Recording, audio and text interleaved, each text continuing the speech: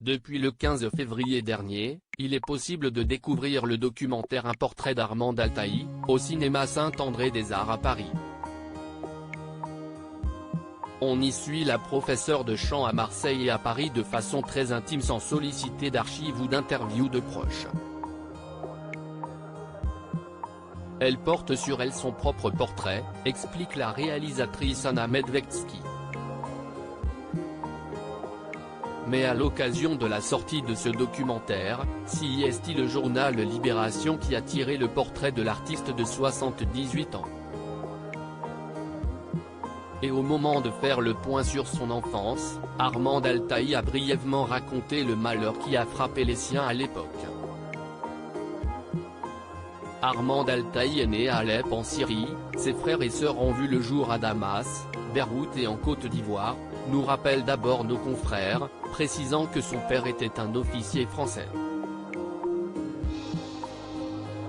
Et de continuer, l'arrivée en France a eu lieu après le départ du père pour l'Indochine et un drame familial résumé en quelques mots, mon père a abusé de ma sœur aînée, c'était épouvantable, lit-on dans le quotidien. Armande Altaï a alors coupé les ponts avec lui et ne l'a plus revu pendant très longtemps. Ce n'était pas drôle du tout c'est donc sa mère, une couturière, qui élèvera seule la fratrie à Marseille.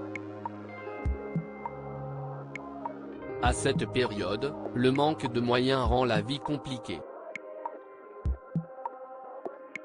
Elle nous chauffait avec des boîtes de lait Gigose, avec du gravier dedans et de l'alcool à brûler, ce n'était pas drôle du tout, s'est souvenu Armande Altaï. La suite est heureusement plus joyeuse. Mariée à 18 ans, elle s'installe à Paris avec son époux et y entame une carrière de mannequin avant de commencer à chanter dans les restaurants.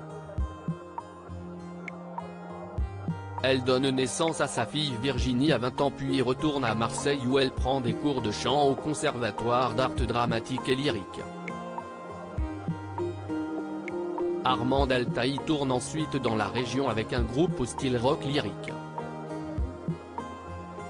Au milieu des années 1980, elle se met finalement à donner des cours de chant et travaillera avec bon nombre d'artistes. C'est sa réputation qui attirera ensuite en 2001 la production de la Star Academy pour l'engager en tant que professeur au château.